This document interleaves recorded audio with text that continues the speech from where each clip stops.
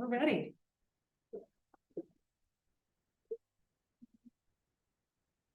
Excellent.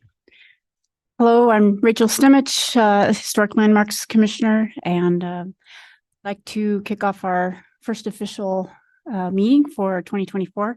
That's February 5th at 5:31 p.m. So we have our agenda today. We will do our call to order and then the election of chair and vice chair. And then we will segue into public comments. And then we have a series of action items this evening.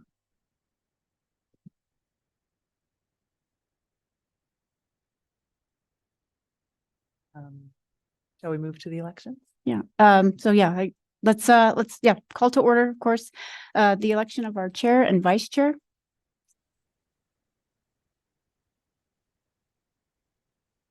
I'll just, as staff, hi, I'm Tanya Saltzman, Senior Planner. I'm the HLC liaison. So the way that this would normally work is someone would nominate a chair. We'll go with chair first. And Commissioner Stemich, I'll let you take it over, but someone would nominate and then someone would second.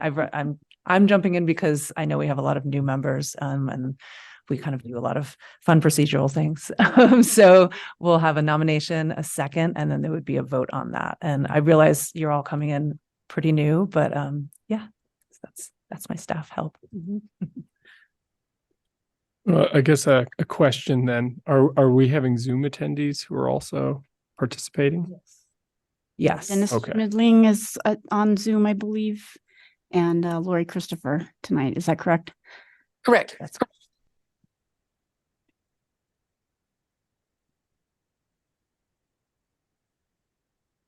Well, I'll start. I'd like to nominate Dennis Schmidling for our chair. Seconded. Well, I need to comment on that.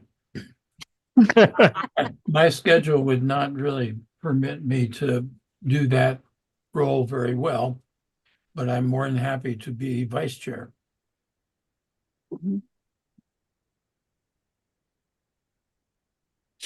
I nominate Dennis for vice chair then. I'll second that. Am I allowed to second if I'm ex officio?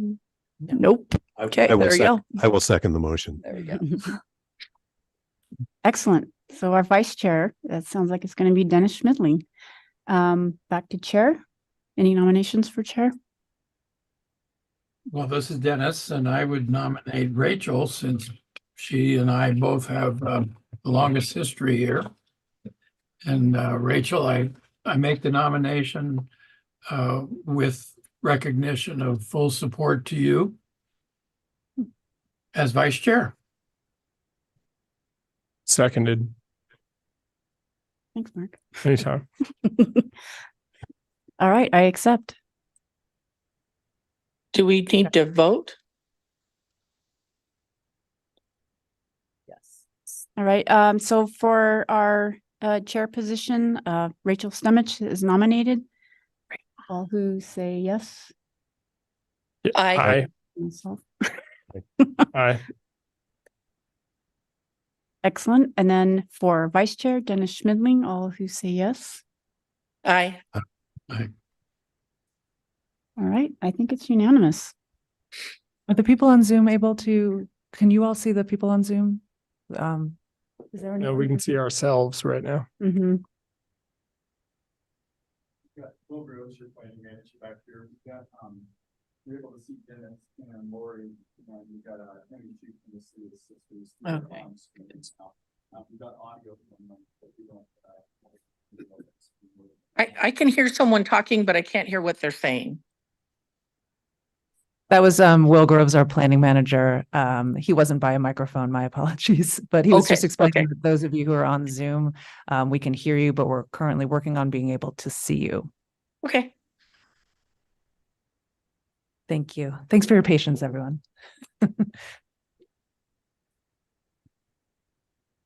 So did our voting members on Zoom, were they able to also chime in on the vote?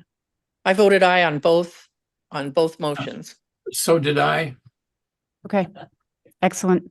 Just wanted to confirm. Excellent, thank you. So I think that wraps up our chair and vice chair elections for 2024. And I believe those are 2-year or 4-year term. The chair and the vice chair is just 1 year. Is it 1 calendar year? Okay. But your terms as HLC commissioners are 4 years. Correct. That's right. Staggered in a way. Okay. So our next item is public comments. Do we have any members of the public tonight, either in person or on Zoom?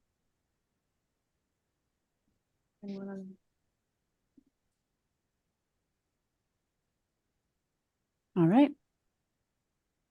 We are on to our action items for this evening. Obviously, this is our relatively new commission, we'd like to start with our commissioner and staff introductions.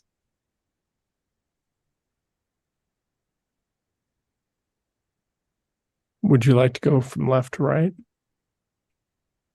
Right to left, in your perspective. I'll go I'll be happy to start. With the last name of Ashley, I've always ended up going first in many cases. So anyhow, happy to be on the commission. My name is Eli Ashley. I'm a resident of near Tumalo. Lived in Central Oregon for about 20 years, moved here from Tacoma. I've been involved in a lot of local activities. I manage the Tower Theater Foundation, which oversees the Tower Theater facility for a period of time.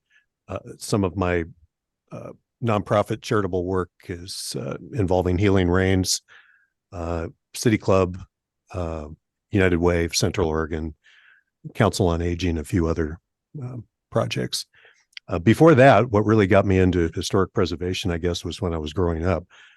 My father was a historic preservation attorney, and so we spent a lot of time exploring old mining towns and other places of interest to him that I didn't have a clue about. But somehow it rubbed off over the years, and just by coincidence, my career ended up focusing on managing historic theaters, most of which were on the National Register, were owned by city government. So I ended up working for the city of Tacoma and sometimes in public-private partnerships that oversaw facilities. So that gave me a real appreciation and a pretty good understanding of historic preservation. And then for a period of time with the city of Tacoma, I oversaw the Landmarks Commission and the city's Arts Commission and the Public Art Collection. And so I like, one of the things my wife and I like to do is travel, and we like to see historic buildings and go to historic sites wherever we can. And so I'm quite honored to be on the commission and looking forward to putting in my time and effort. Thank you. Hi, I'm Lily Cyphers. I currently work over at the courthouse, and my interest in historic preservation also started with my dad. I grew up in the Rock House in Klamath Falls. It's fairly well known. It's pretty cute. So that really jump-started it. I've been involved with the Klamath County Museum down there.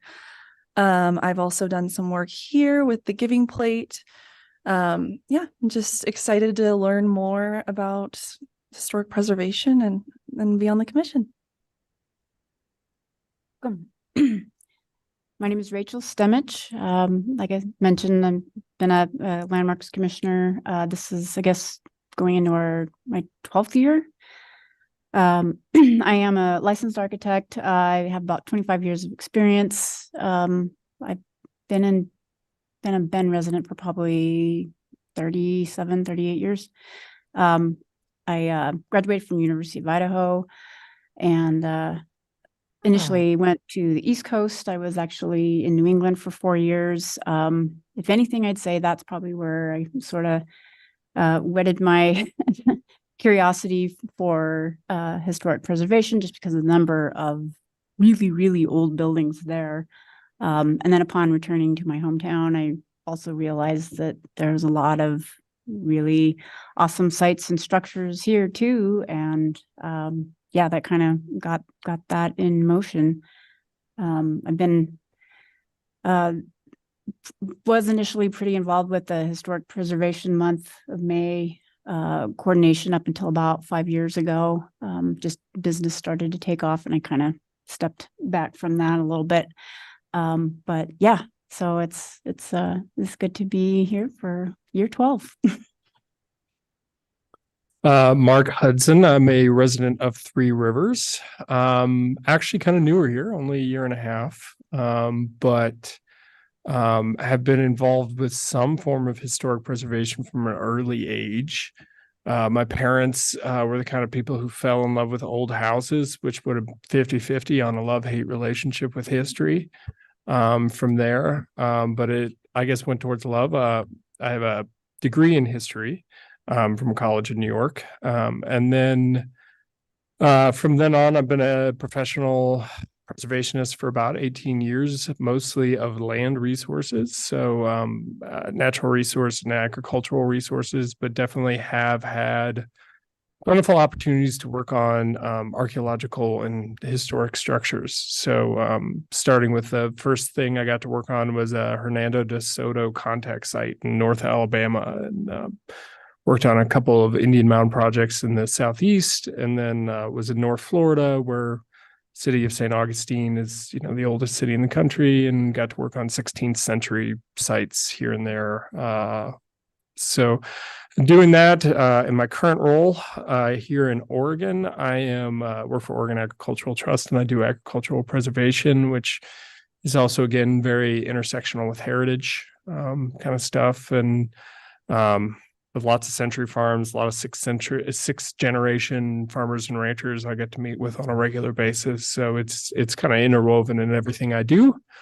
And really too, just kind of looking forward to being on the commission, working with the fellow commissioners here everywhere I go, and I'm trying to stay here. But everywhere I go, I try to get community involved. Communities of service are usually the best people to get to work with. And so happy to lend whatever help I can here. Thanks, Mark. I'm Chris Hording Jones. I have also been here since 2012. Rachel and Dennis and myself are the old guard. I moved to Bend in 2009. I've been here for 15 years from Utah. I am an archaeologist with the federal government, and that has been my role here. For the last 7 years, I've worked almost exclusively on historic canal systems here in the Upper Deschutes Basin. I'm a former commissioner and a former chair. So we're in good hands, I know, with Rachel taking the helm. It's good to be back. It's really good to be back. Good to see you, Chris. I'll go first of the remotes. My name is Dennis Schmedling.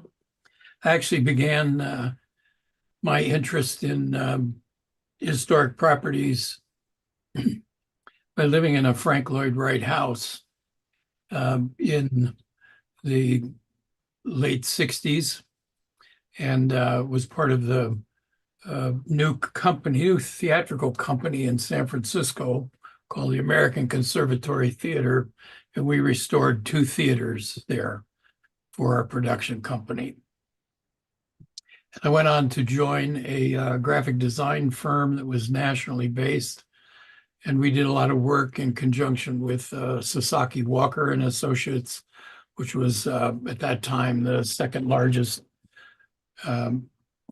urban design and landscape company in the United States.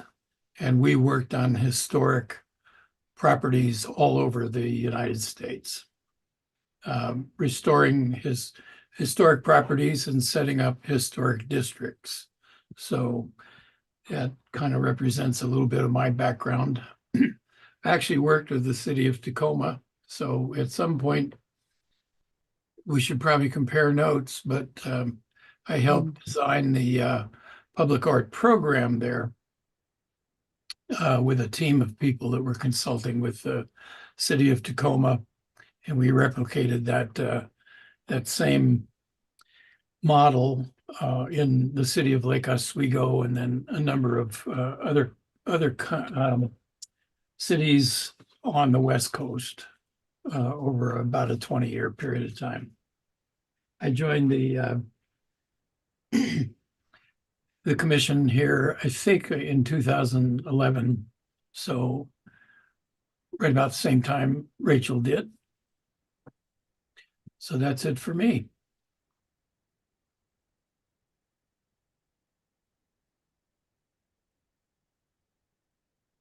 And Lori, I think you're the last one for an introduction. Sorry about that. I couldn't figure out how to unmute me for a minute. So I can tell you're my people. I love hearing all of these stories. I probably have the least amount of experience, but I certainly have the most love for historic sites and buildings. I was raised in Idaho Falls, Idaho, 90 minutes out of what we always called the park, which was, of course, Yellowstone National Park, the first national park. And the lodges there, the WPA lodges, the CCC lodges, I'm crazy about. And I've made it a goal to see all of them. And we're so lucky because most of them are in the West. So I love doing that type of work. We've been in Bend for, well, my husband was raised in Redmond and his father still lives on a little ranch in Redmond. So we've been in Redmond 37 years. And when my husband asked me, where do you want to live and what do you want to live in? We live in Three Rivers as well. And I wanted to live in the Yellowstone Lodge. So we built a log home. And so we live in a log home with 25-foot ceilings. I mean, it's not Yellowstone, but it's my piece of Yellowstone. And gosh, I don't know what else to say. My only experience is we have family in Kaiser. And so we're in Kaiser about 1 week a month. And I was involved with the moving and saving of the old Kaiser School, which is a 1916 building, the only historic building in Kaiser, Oregon. And I was determined to be a part of that and save that building. And we did, and we have.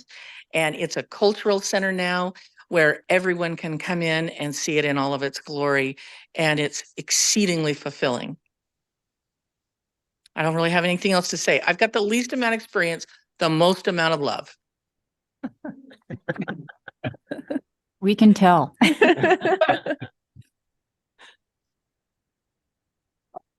Excellent. So that I think is all of our commissioner introductions, and I guess we have some staff here tonight too. Yes, we do. Since I'm by the mic, I guess I'll go first. My name is Tanya Saltzman. I'm a senior planner with the county. I am the staff liaison to the HLC. So as I think I mentioned to most of the new folks, that if there's ever any kind of questions or concerns, you can always reach out to me. So I'm your kind of connector. If you can't find me, then you can always reach out to Will and Peter. I'm in the long range planning division. So we do kind of larger policy and zoning kind of projects rather than kind of one-off property stuff that is addressed in our current planning division. I've been here for about, gosh, almost 6 years, and I've been in Bend for about that. I know, isn't that crazy? I moved here from Brooklyn, New York, where I lived for most of my adult life and did all kinds of planning work. Some of it was as a consultant, some was at a big private university, and worked in publishing and journalism prior to that. I lived in an 1870 brownstone, which was kind of a pain, but it was lovely. And we've discussed this before, the perceptions of sort of historic resources on the East Coast versus the West Coast are so different. And I'm fascinated by that. And it was really interesting moving to Oregon and kind of sussing that out, just the different levels of historic preservation and resources. So yeah, I'm your person if you need help or have any questions. I will note, I think I've noted to all of you that your name plaques are on order. You will be receiving a non-paper version that we'll keep here for you. And that's all from me. Turn it over to Peter and Will. And Stephanie. Sorry. Good evening, Madam Chair and members of the commission. Peter Gutowski, Community Development Director. And my remark to Tanya of like 6 years is only because I've been with Deschutes County. This in 2024, this will be my 20th year. So I had the privilege of interviewing and hiring Tanya. I've been the community development director for over 2 years. Before that, I was the planning manager for 7 years, and then just the way that reversing the ladder, I was overseeing long range planning about the time that our 3 senior members of the commission were appointed. So there was a time when I was in Tanya's role and coordinating with the Landmarks Commission, receiving direction to maximize the certified local government grant and promote historic preservation in rural Deschutes County, and then in collaboration with the City of Sisters. But it's very exciting to have the commission fully staffed, and appreciate our new members for your interest and for interviewing and receiving the appointments. It will revitalize this commission in ways that I think staff and our senior members of the commission have kind of already acknowledged. It's wonderful to have a full board and a second ex officio member to Commissioner Cyphers. So welcome, and look forward to supporting and collaborating with you. Yeah, and I'm Will Groves, your planning manager. I'm also headed into what will be my 20th year here. I've been planning manager for 2 years previously in the current planning division. So working through kind of the permits of the day, wetland and floodplain issues. I have a little bit of related background in my undergraduates in anthropology. So definitely interested in these topics. Really excited also to see a full commission here and all the opportunity that brings. And I recognize all of you are here at a time where you could be home watching Netflix, and we deeply appreciate you showing up for this.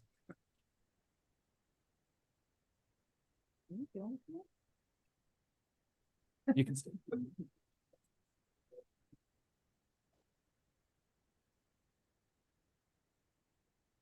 Right, making sure I speak into the microphone. Good evening, Stephanie Marshall. I'm Assistant Legal Counsel here at Deschutes County. My background, well, actually Tacoma. I grew up in the Seattle area, but my son graduated from Puget Sound in 2020. Still have relatives up there. Anyway, my legal career has been primarily land use, real estate development, that kind of a thing. And I served as a hearings officer for the county, hearing examiner, hearings officer for gosh, how many years? I think it was like 9 or 10 years. And then liked staff so much, I decided to come on board. So I'm newer to the county. I've only been with the county for about 1.5 years, but I have a long history with Peter and Will, and I don't know if I worked with you before I came, but yeah, probably not. Probably didn't have that opportunity. But yeah, I mean, it's been really fascinating to hear everybody's introductions. I don't know what I could say from a historic standpoint, except for that my family still owns the house that my grandmother bought before she got married in Olympia, Washington, and which has this unobstructed view of the Capitol, but the house is in some disrepair and could probably use somebody excited about preservation. So anyway, that's all from me. Thanks. And we'll just give a shout out to Tracy, who's Tracy Griffin. She's our administrative assistant, and she is doing our AV, and she is keeping this meeting together for us. So thanks, Tracy. I guess that's it. Yeah, I think that's it for our introductions. The next item on our list is the HLC orientation, which I believe Stephanie's going to actually give us some tips and tricks and all that good stuff. Yeah, I think we're gonna tag team it. We have a few items here, so staff is gonna probably talk more than we usually do in these meetings. But and some of you have heard this when we had one-on-ones with each of the new commissioners in the past week or two.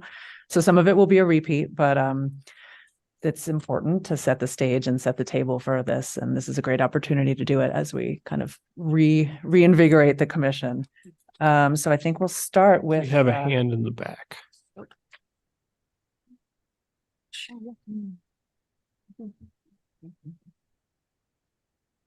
Yes, Lori.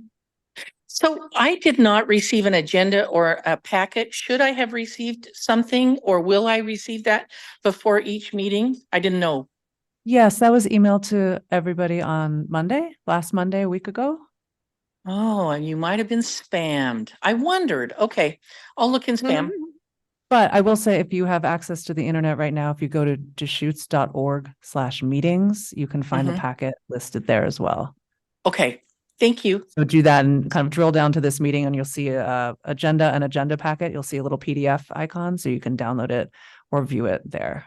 Yeah, that My makes me apologies. insecure. Let's talk offline That and we makes can me coordinate insecure, email and make Tanya. sure I don't go to So spam. in the future.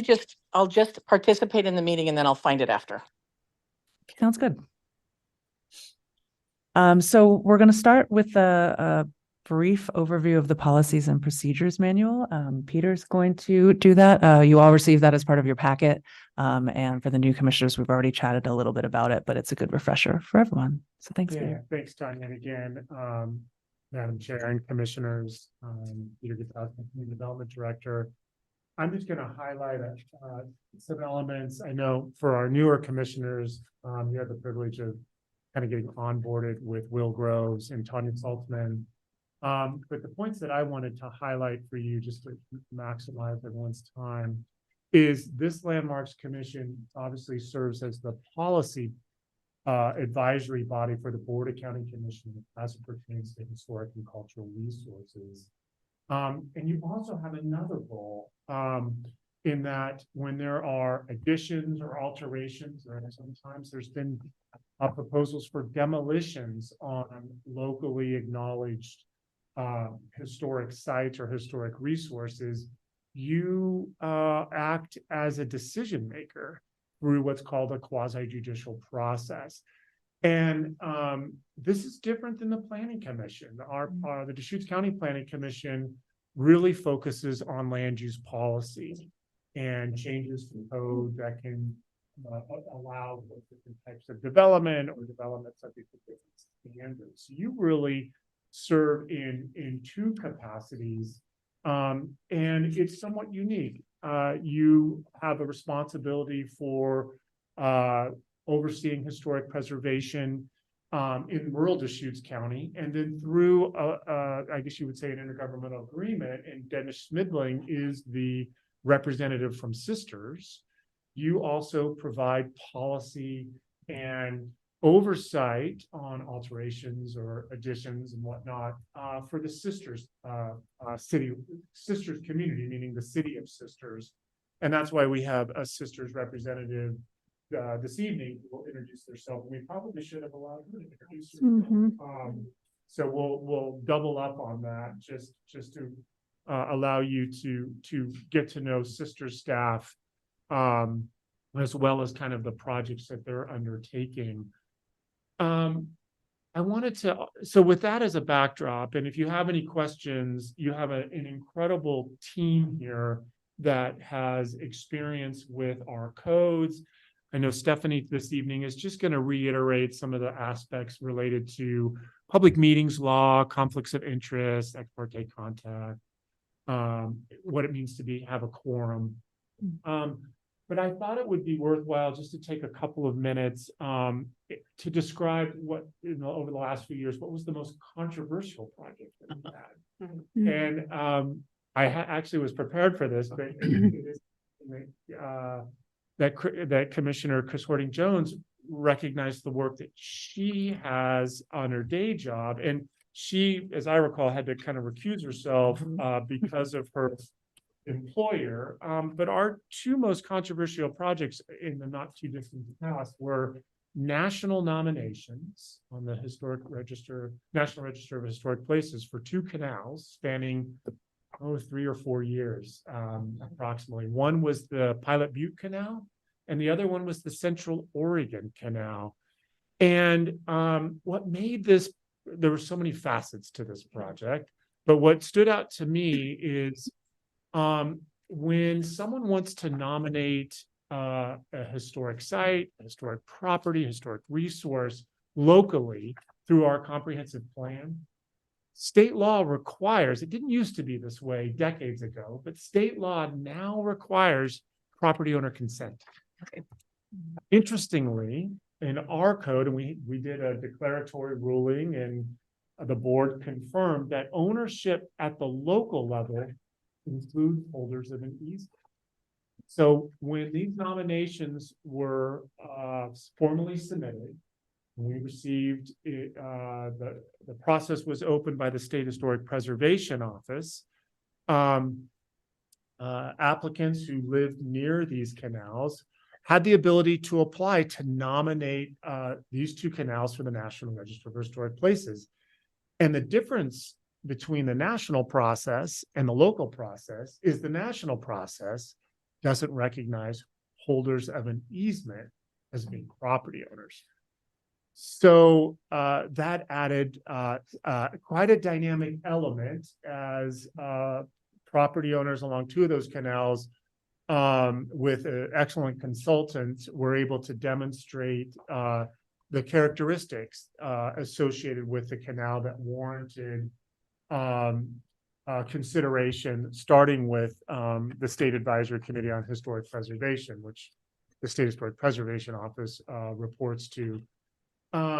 With that as a backdrop, because this Historic Landmarks Commission is recognized through as being part of a certified local government grant or certified government program, the Historic Landmarks Commission on 2 occasions over the course of several meetings for each process had the opportunity to make recommendations not only to the board, but your recommendations also through the national nomination process were carried forward to the state. And so interestingly, at the end of the day, there were, I'm overly simplifying, but there were some reservations in as I would characterize it with the nomination process. As it went from the Landmarks Commission to the board kind of leaned further on the political implications, I would say, than more so on the historical significance. The Landmarks Commission was really focused on the eligibility criteria and the factors. But as it went to the board, not only did they consider those factors, but there was also some of the other issues associated with ownership and the concerns that Central Oregon Irrigation District articulated. At the end of the day, these two canals were successfully listed on the National Register of Historic Places. Famous last words, I don't know if we'll ever see another nomination of that magnitude. I know that Central Oregon Irrigation District has, and Commissioner Horting Jones can talk about the work that they've done if we want to get into it on the multiple kind of listing and some of the strategies that they've employed. But I thought it was this just for table setting. It was quite a dynamic process. At one point, the State Historic Preservation Office engaged rulemaking to talk about nominations, and there were also some, I'll just use the euphemism, some assertive nominations in Portland, the Portland metropolitan region, Right. about how the nomination process was being used in the view of some for historic preservation, others that were seen to limit a local government's ability to kind of deal with infill and housing need. So the State Historic Preservation Office convened a Rules Advisory Committee. I participated on that committee really with the expectation that we would have a extensive conversation on national nominations as it pertains to ownership, and reflecting the complexities here. At the end of the day, the federal government found, or excuse me, the State Historic Preservation Office found, based on coordination with the Department of Justice, that there wasn't a way to kind of expand or further define ownership in ways that might have addressed some of the nuances we experienced. So that was the decision that was made, but there was a lot of conversation about that with that Rules Advisory Committee. The last thing I wanted to share with you, and certainly can answer any questions you have, I wanted just to let you know that every year you'll receive an email from the Community Development Department on, as it pertains to the annual statement of economic interest. And not to scare you, not to worry you, our county clerk, Steve Dennison, keeps track of all of our advisory committees, and it's just a form that you fill out every year that just acknowledges the role that you play and really substantiates that you're not receiving any kind of economic benefit by being on this on this role as the Historic Landmarks Commission. So at the start of every new year, you'll see an email, a reminder of that link. And I think it's announced. I don't think the forms are officially available for filling out electronically until, let's say, this month. But that's noted in your policy and procedures manual, but since we're in the new year, I thought I would just mention it. So anyway, that's my overview. As you get into the policy and procedures manual, again, if you ever have any questions about quasi judicial procedures or, open record periods, our staff will prepare you for those forthcoming proceedings. You have excellent legal counsel, and I don't want to get ahead. I want to allow Stephanie to speak to. No. I think it's important that we are all a resource for you. So you're not expected to memorize this document. It's more just to make you aware of how this body functions. And at any point in time, you can always reach out to us before a meeting, even during a meeting, of course, engaging us with questions or comments, observations, and we will, respond to those questions to make sure that you're making informed decisions. So thank you for that opportunity. I'm not sure who's next, Tanya, but I believe it's Will. I think the next topic is the work plan overview. Yeah, thank you. So overview of our work plan. So of course, all of us here serve at the pleasure of the Board of County Commissioners. And every year we come to them and have them give us feedback and direction on what they'd like us to expend our efforts towards. Of course, we here are the Community Development Department. That's planning's part of a larger department that includes building safety, code enforcement, coordinated services, on-site wastewater, and of course, our planning department. Tanya is a member of the Long Range Planning Department. As I mentioned, I came out of the current planning department. And so this work plan, which was included in your packet, talks about all the stuff that we did. This is the 23-24 work plan. So this is what we aspired to do this year and what we had achieved in 2022. We're in the process of updating that. And so we'll be returning to the board this spring to get direction from them and feedback on what they'd like us to work on. You'll notice in the last page of that work plan is the Historic Landmarks Commission 2022 activities. So you'll see us updating that for the 2023 activities, as well as bringing forward those issues to the board in the future. The main thing that this is going to impact the commission is on May 6th, we will be bringing our work plan to you for your feedback and input as we carry it forward to the board. So, as you have discussions, thoughts about what you'd like to do in the coming year, that's one of the strongest places to have your voice heard and to ask the board for input and direction on where you'd like to head. Does anybody have any questions about the work plan, timing, process? I'm going to check for our online participants. Any questions? All right, thank you. Thanks, Will. And now I'm going to briefly talk about the strategic plan, also included in your packet. Side note that when we have meetings, we generally don't make a practice to print the packets for people, but if you email me really nicely, I will print those for you. So we're always a resource in that sense, but it's also available. I email it to you and it's available online, but if you ever need a printed copy, just shoot me an email. The strategic plan covers 2022 to 2027. The creation of this plan, or I should say the updating of this plan, was funded by the CLG grant in the previous cycle, and we'll get into more detail about what that means later. It's meant to provide an overview.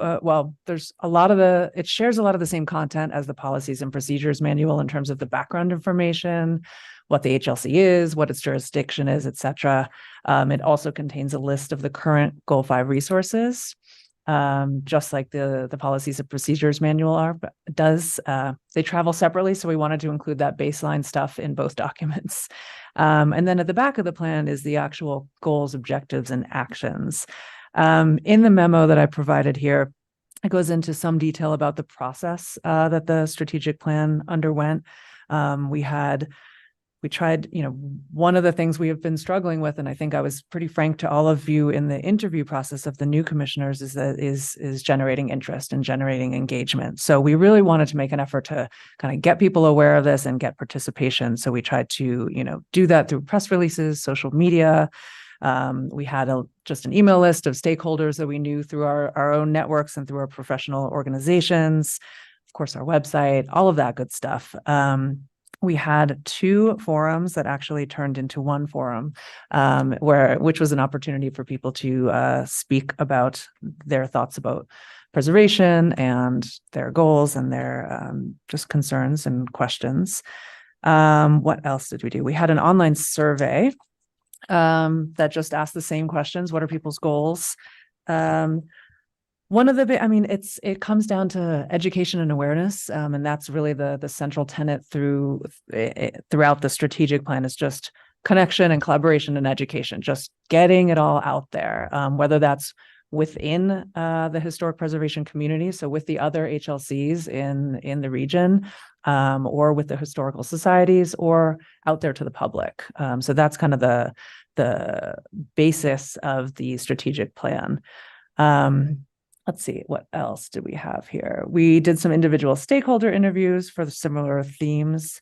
And this all turned into the strategic plan. And that's at the back of your packet. Where did mine go? So I'm not going to go over each of the goals, actions, and objectives individually, but you can see a theme if you look at them. And these, they are quite general, admittedly. And so this has the potential to provide the commission with a foundation of saying, hey, I really want to do this project, or I really want to do this. And as I think I've mentioned to many of you, what comes out of the HLC is going to be generated from you all, from the commissioners. If you have ideas, you have interests, you have energy, you have time, we welcome that. And of course, there's the confines of funding, which we'll talk about shortly. But this is meant to provide kind of an outline of the types of things that we think the HLC is able to do with either no or limited funding in terms of those connections and those educations. So it's meant to be general, but it's meant, if there's one thing that really speaks to you, one bullet point, that's something to consider as we look at things in the work plan or in future CLG grants. So that's why this strategic plan exists. And that's my brief summary of the strategic plan and the process. And the longstanding commissioners were a huge component of developing this, and I'm really appreciative of that process. So thanks. And that concludes that item. We'd previously noted that we'd overlooked Emmy from the City of Sisters in Yes. introduction times. Emmy, are you available to do that? Hi, I'm here. I didn't know if I had to wait my turn until later, which was fine. Well, thanks for the opportunity to speak now during introductions. My name is Emmy Shoup. I'm the Associate Planner with the City of Sisters Community Development Department. I am inspired to hear about all of your stories. It's great to kind of get to know you on a deeper level. I've gotten to work with Dennis in various ways in Sisters, and I don't think I ever got to hear your background, so it's very cool. I am originally from Vancouver, Washington, and I moved to Sisters, Oregon after I graduated in 2020 and got a volunteer position with the City of Sisters. And one of my appointed projects as an AmeriCorps volunteer was celebrating Sisters' 75th anniversary. So I got to do a lot of deep diving into the historical context of Sisters and kind of doing a lot of activities to celebrate what makes Sisters special. And before I came to Sisters, I worked on the Portland State University campus with the planning department. and helped with kind of creating a walking tour brochure of our historic buildings on that campus. And if you've ever been there, there's a lot of beautiful buildings. Since my AmeriCorps volunteer year, I got hired on full-time as an assistant planner. I'm now associate planner. And I've had the opportunity to continue to work on historic preservation projects in Sisters through the CLG grant that Deschutes County receives. And I know Scott Woodford, he's the CDD director with the City of Sisters. He wasn't able to be here tonight, but I think you all got the opportunity to meet him either in prior meetings or through the interview process. So I'll speak more later, but thank you for the opportunity to introduce myself. Thanks, Amelia. All right. We will go as part of our continuing HLC orientation. We'll go to our Assistant Legal Counsel, Stephanie Marshall. Good evening again. Thanks, recognized by the chair and other commissioners up there. So I think that Peter was doing a really great job.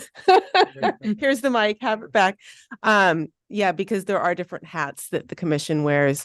And, you know, I'm here not to be like the be good, you know, kind of, you know, lawyer talk, but, you know, really you represent, in a way, you represent the county. And if people in the community know that you're a member of the Historic Landmarks Commission, and you're out talking about a project or a building in a way that might make you look like you're not unbiased or you have an interest, it might reflect poorly not only on you and the Historic Landmarks Commission, but the county as a whole. So that's one thing that I have stated at other orientations. The other is to be mindful of two things. First is, you know, in order to conduct business, you'd have to have a quorum. If you are at a party and there's 3 of you and you all start kind of gathering and talking about something, that could be seen as a meeting that was not noticed. So just kind of a little bit of awareness. And it wouldn't even be a party. I mean, the other circumstance that could happen would be the meeting adjourns and a couple of the commissioners leave and 2 or 3 of you stay and continue talking. I just want you to be aware of some of the constraints because we have a very open laws that require open public, open government. You know, we want to be able to have transparency. And that kind of leads me into my last item of note, which is communications. You might have somebody maybe that's reached out to you that's interested in something that's on the agenda coming up, or that may be on the agenda coming up. And what do you think about this? And it's just really difficult when the county receives a Public Records Act request, if it's from the bulletin or somebody else that's unhappy about something, we've got to go through our files and turn over anything where the project or the issue was discussed. And if they've asked for planning commission emails and or historic commissioners emails, and you've been out there emailing all over the place, and you know, it just makes it a little bit difficult. And again, just think about, you know, open government. Will I be able to turn everything over? Do I feel like I'm representing the county in a positive way? And there was another thing that just really flew right through my brain. Just really it's cautionary. It's not so much as, you know, we don't trust you. It's really more of, you know, the public's trust is in you. And we want you to all just be mindful of that. Always, if you found yourself in a situation and you're concerned about it, reach out. You know, I mean, I'm happy to come to these meetings. I'm happy to take a phone call or an email. I just said don't do email, right? Anyway, reach out to Tanya or Peter or Will, and they can get in touch with me. Really, we're here to help you and to support you in doing what you've all been appointed to do. And that's the other thing I was going to mention, quasi judicial and legislative. Legislative is kind of more of a what you would call open process. Quasi judicial, you are literally judges.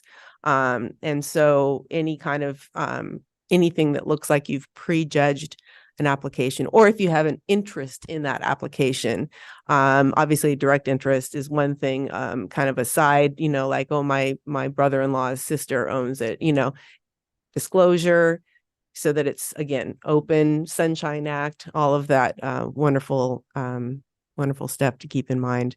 But staff will be able to guide you. This is a legislative matter, and you'll have reports, and you'll have access to the record, and all these other things. But at any point, at any time, feel free to reach out to any of us, and we'll get you whatever information you need. Thanks. If I could just piggyback real quick on that, Yeah. with the email stuff, I don't know if there was discussion about some people choose to have a special email for their HLC stuff or their planning commission. It's up to you. It's pretty easy to get a Gmail account where you can do that. Just keeps things organized. You don't have to, but we will not be giving you a government email account. Just something that some people do, and just reiterating to be very careful with the reply all feature. There are a few bopping around today. I know there was just purely logistics about meetings, but even those could be perceived as a public meeting that we haven't noticed. So just be really mindful about that. And I know that the invites that I send to you, they're not a suppressed recipient list, so it's very easy to reply all accidentally. I think that was all I was going to say. Something else flew through my head. Yeah, But I yeah, just forgot. like me. I think there's something. But thank you for the follow-up on the suggestion of setting aside or creating a different email, so that way, if there is a public records request, it won't be as onerous on you to help us respond to it. Mhm. So thanks. And I think as a sort of a tip that I've learned over the years is, like, if I have any question about, like, whether or not something needs to be communicated, I'll just reach out probably to Tanya to kind of make that determination of who needs to be involved with the discussion. So Yeah, we're- when in doubt, just Yeah. throw it to me. If it's the press and again, these things don't happen very often, but it's important to be mindful of these things. So yeah, we're here for you. I think that concludes the orientation section. Unless anyone has any questions for staff. Okay. I think it's the next agenda item.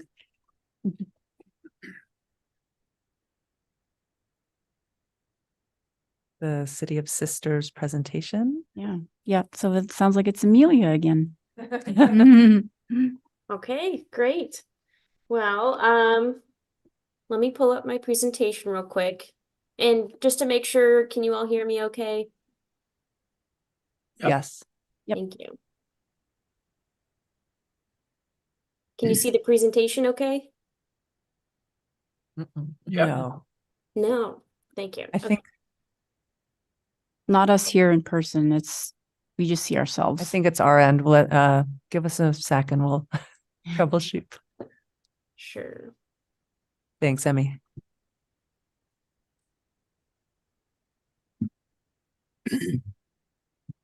I think that's why we skipped over you earlier, Amelia, is because we actually can't see who's Yeah. online. Okay.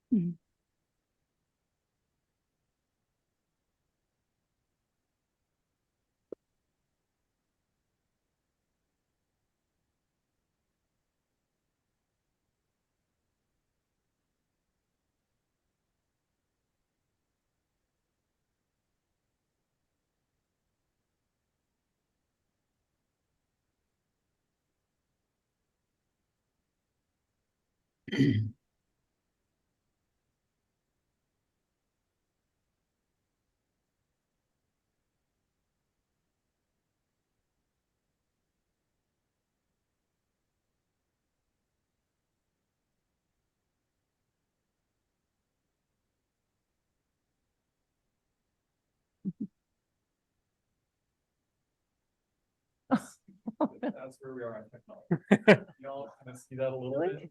Yes, thank you Alright, very Amy. much, Will. Yeah. We're gonna watch this Yeah. Mhm. now for a little period of time. Okay, Emmy, your go. I'm good to go. Yeah, you can go. Thank you. Okay. Thanks. Well, so just to reiterate, my name's Emmy Shoup. You might hear me be called Amelia too, but Amelia is also my name. I'm here on behalf of the City of Sisters to talk about the historic preservation context of Sisters and what kind of projects we have worked on in the past and what projects are we looking to work on in the future. Just to put a little tension on this aerial photo, I think this is a aerial photo taken in the last couple years of Sisters downtown. Probably looks familiar. In the lower right corner, you can see the Sisters Saloon, which used to be the Hotel Sisters. So moving on to the next photo, here's an aerial photo of Sisters 100 years prior in 1920. You can still see Cascade Avenue going straight through town and the Hotel Sisters.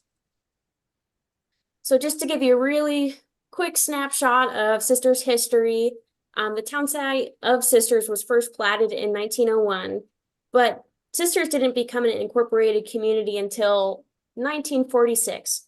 So what happened in all that time in between? Well, Sisters kind of came to be originally because of the Camp Polk establishment, which is 4 miles northeast of where Sisters is. And that really was the start of kind of where Sisters' first industries were sheep herding, cattle ranching. We also, because of our proximity to the forest, we had the presence of the United States Forest Service and the timber industry. And because we had so many travelers, whether sheep herding, cattle ranching, or people working in the timber industry, we had many travelers to accommodate. And so we had the hotels, we had restaurants, and we were nicknamed the gateway to the Cascades. So everyone who was coming from the west coast of Oregon through Central Oregon up to, I think it's Shaniko. And we were kind of on that pathway to where people were taking their sheep to Shaniko to produce wool. And it's specifically between 1911 and 1950, Sisters was a really booming community. And that's where you'll see a lot of our historic buildings be from that era, during that time, in which the first school was built in Sisters in 1912. And that building still exists today, and it's right by City Hall. So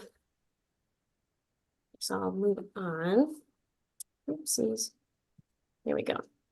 So after 1946, a lot happened in Sisters to make it what it is, what we know it to be today.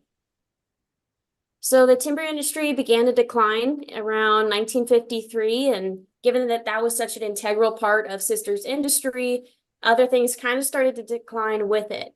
The last lumber mill closed in 1963. And with that, our population declined from, over 700 people in 1950 to about 500 people 20 years later. And because of that, the high school closed in 1967, and the 65 students who were still attending that school at the time had to go to school in Redmond. And this was the case for Sisters up until, I think, 1992. So for over 20 years, students of Sisters in the high school grades had to go to Redmond for school. But during this time, a lot of development was happening at the Black Butte Ranch.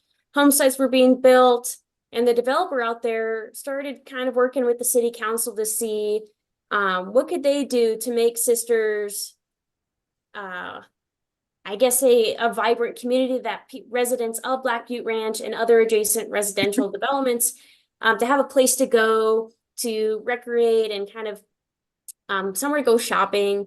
And so that's the start of the 1880s Western theme design that Sisters now has. And this adoption of the theme was intended to kind of boost the Sisters economy in order for it to be part of the destination attraction of Black Butte Ranch. So this was adopted, and I think the incentive was business owners who put up a false front facade with that 1880s theme, got a loan of $5,000 or $10,000. And if they kept that design up for, I think, 10 years, the loan was forgiven. And after this point, Sisters slowly started to kind of come back to life. And by 1992, we had our high school built in Sisters again. In 1998, we voted to pass the citywide sewer system. And at 1998, our population was about 950 people. And then over the next 20 years, between 2000 and 2020, our population doubled every decade. So at this point, I think our population in Sisters is 3,400 people. And when this chart was originally made, we had an old PSU population estimate for 2040, which estimated 5,400 people in City of Sisters. But since that was updated a couple years ago now, our population estimate for 2042 is 7,200 residents. So in 20 years, our population is projected to double.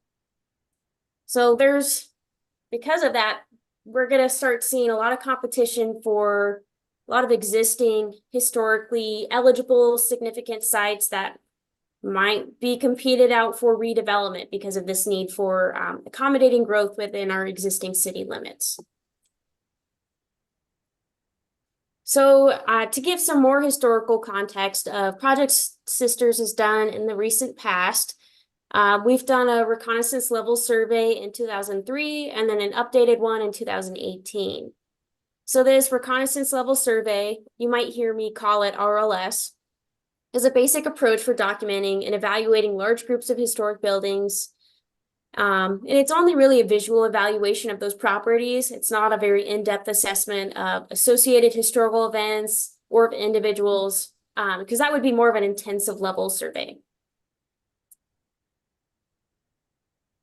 So through this RLS assessment, there were 274 properties surveyed within a very focused area of Sisters. It kind of focuses just on anywhere between Adams Avenue and then all the way down to St. Helens. So maybe a 10 by 10 block. Of the 274 properties surveyed, 2 residences were constructed in 1908. And then some of the assessed properties were all the way up to 2018. 20% of those buildings that were assessed were found to be eligible and significant, or eligible and contributing. And I'll kind of describe that more later, what those different terms mean. But also 25% of the properties assessed didn't display enough integrity to make them eligible for potential designation. And half were out of period. So, too recent of a build, but doesn't mean that if they continue to stay in good integrity, doesn't mean they couldn't become historically eligible in the future. As well as we don't have a strong enough concentration of historically significant buildings to warrant a district. So here are some of our historically significant and designated buildings. This is the 1912 Sisters High School. Beautiful building. It's right along Cascade as you drive through town.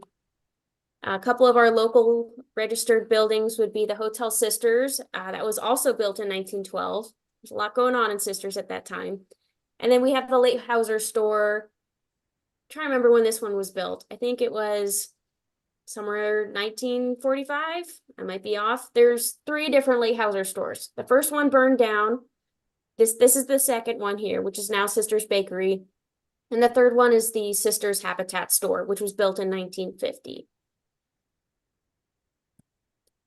And we do have some properties that are recommended for National Register. Unfortunately, I didn't get a better photo of this building, but it's the old Forest Service building that was owned by, I think, the State Forestry Department. And it's just south of downtown. Really cool building. So out of this reconnaissance level survey, we got various recommendations for that. We continue to kind of refer back to this assessment done in 2018 as a way to guide what historic preservation projects the City of Sisters chooses to do next. So out of these RLS recommendations, I think the first one, or the one that we worked on most recently for the 2021-2022 CLG grant cycle, was to compile a detailed historic context for the city and to reveal potentially new avenues for future research and recognition of resources. And also to kind of find better pathways to engage property owners of Sisters, to learn about historic preservation, the results of this RLS survey, and to connect them with resources on guidelines and standards. So kind of focusing more on what recent projects have we done with the CLG grant. I don't know how much you guys have been introduced to what the CLG grant is. It's housed in the SHPO, or State of Historic Preservation Office, and Deschutes County in the recent years, as far as I'm aware, has received the CLG grant, and City of Sisters has been lucky to get a portion of that grant to put towards our own projects. So recently, we created a story map resource, which kind of dug into all of the findings, the nitty-gritty dry stuff that was in the RLS, as well as kind of threading in some more narrative-based historic context of these buildings and their stories, the people that were tied to them. There was some work that I did on interviewing different local townspeople that really kind of brought some of these locations to life. And so I'll show you this in a little bit, but it's a really great resource if you just want to scroll through and see some pretty pictures, maybe learn something new about Sisters. Another project that we did as part of that CLG grant in 2022 was to develop this Sisters Historic Landmarks brochure, which highlights all the different historic buildings along Cascade, kind of as an easy to use self-guided tour of our historically significant buildings and landmarks. And we use the grant funds to print more copies so that the Three Sisters Historical Society and City of Sisters could have these brochures available for free for anyone who comes through town. So looking for this year's CLG grant cycle, the City of Sisters has been awarded, I think it's $5,000. I might be wrong. And we have until August 2024 of this year to complete our projects. And so now that we have the HLC to kind of make sure that we have guidance on where we're taking our projects, we're really excited to have you and kind of have you be a part of this process with our projects.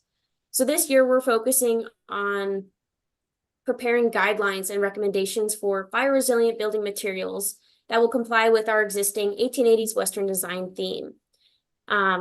You know, as building hardening standards are being implemented throughout Oregon, the City of Sisters wanted to update our Western design theme standards to make it clear for, you know, commercial building owners and developers to have a good understanding of what their options are when considering future projects. And so what this final work product would look like is a 5 to 10 page document with options and recommended code language for future text amendments of fire resilient building materials that still honor that Western design theme code. Right now we're working on securing a consultant who can help us prescribe what building materials would be best for, you know, fire resiliency, building hardening, and we'll work on getting that document put together soon over the coming months. And, you know, I think it'd be a great opportunity to bring that working document to you all to kind of give some preliminary feedback before the end of this grant cycle. And some other efforts that we plan to do would be around May Preservation Month, you know, kind of building on our efforts with the story map, which summarizes all these not designated but potentially historically significant and eligible properties. I think it'll be important for us to reach out to those private property owners and say, hey, you have a potentially historically significant building.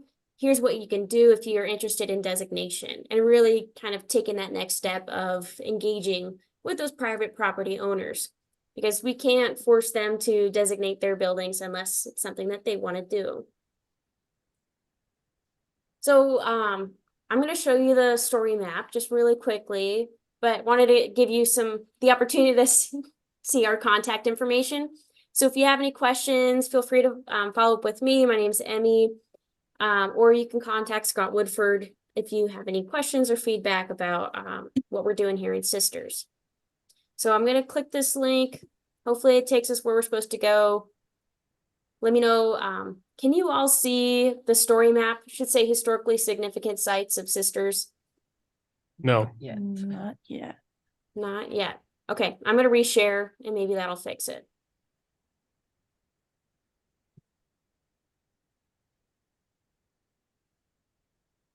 There you go. Okay, thank you. So this is the story map project that we used the last grant cycle funds for.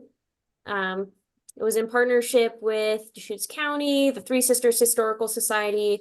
We worked with a GIS consultant to make this a beautiful story map. And really you can experience this just by jumping around at the different sections or just scroll through and read what you want. Talk about the purpose of this story map, a little bit of an introduction to the context and Sisters history. Some great photos that maybe didn't belong elsewhere, but we still wanted to include. Introduce what the reconnaissance level survey is, what kind of resource it was for informing this story map. Kind of highlighted the recommendations and conclusions that study made.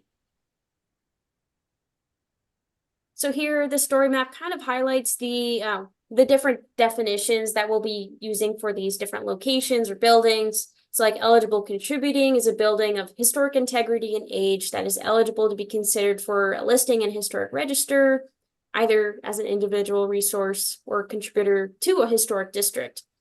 And we have eligible significant. And I think what makes this one a little bit different is that it's significant in the way it contributes to a broader pattern of history, such as potentially a building that was built within the last 50 years. It might be too new, but soon it could be eligible and significant because of the fact that it honors the Western design theme. And even though the Western design theme isn't, from 1880s itself, it does kind of warrant a unique event that it represents what Sisters is. And we have our national resource designation as well. Seems pretty straightforward with that. And so here you'll scroll through all the different layers of types of eligible and contributing and significant buildings.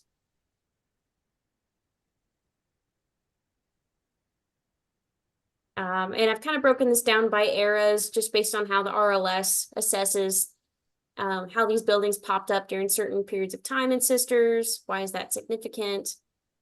And as you scroll through, you'll see photos, probably not popping up right now just because of my internet bandwidth.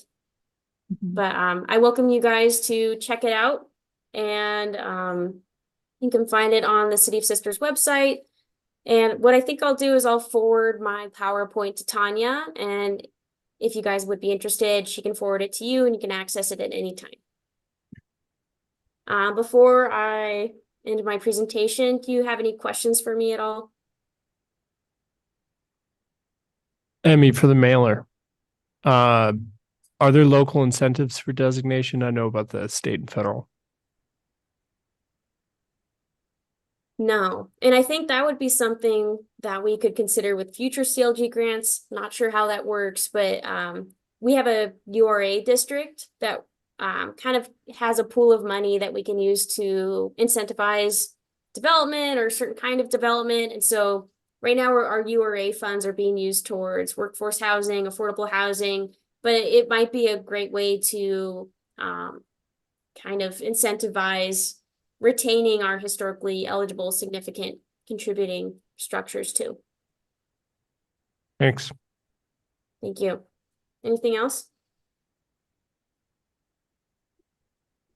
Okay, well, thank you so much for your time tonight. It's great to meet you, and I'm excited to, continue to work with you this year. Thanks, Emmy. And this is Tanya. We have a link to the story map in the packet, but yeah, as you said, if you could send me the PowerPoint, that would be great, and I can share with the commissioners. Great, will do. Thank you.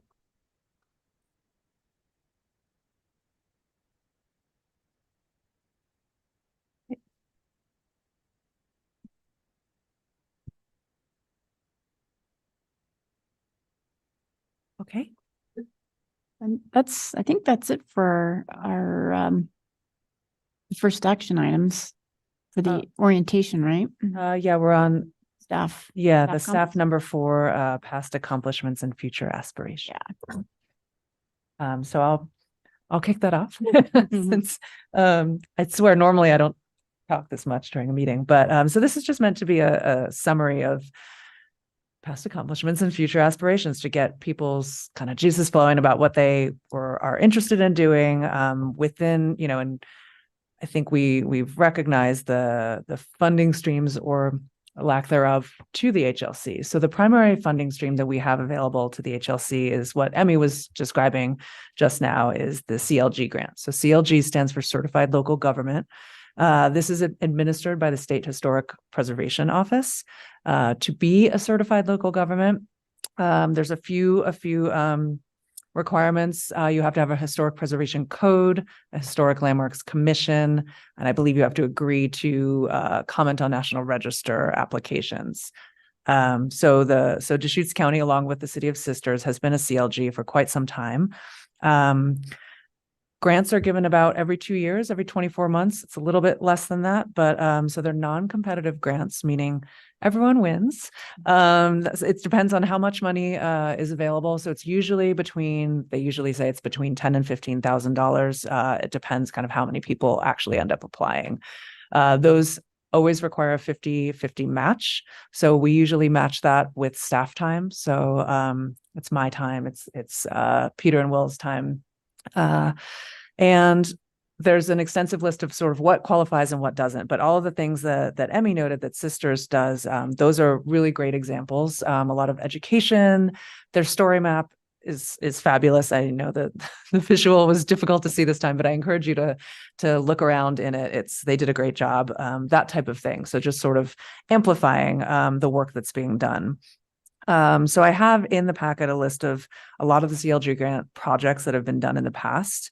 A lot are focused on Sisters lately because they really have a ton of resources, of historic resources. It's a small city, but it has a density that affords it a different vibe, shall we say. I hate to use that word, but you can walk down the street and do a walking tour, which is much more difficult to do in the county. We have had I believe some driving tour guidance for the county before my time here, so there is potential, but there are two different scales of historic preservation. So we've directed a lot of that funding towards Sisters in recent years. Emmy already noted some of the previous projects. The story map was last year. Things like printing the walking tour brochures. We bought them some audio equipment for the Three Sisters Historical Society. So it seems really not glamorous, but it really helps to be able to kind of make these projects move forward. Audio transmitters and charging stations. But that's the kind of stuff this is really helpful. There's been a lot of Historic Preservation Month activities. Sometimes that's just funding things like printing or just staff time on whether that's presenting or just coordination. And Commissioner Stemich and Hording-Jones and Schmidling, if you have any insight on past Preservation Month fun stuff, please weigh in. I'm not going to read all of the things on this list, but it's meant to sort of give you an idea of the types of things that could be funded.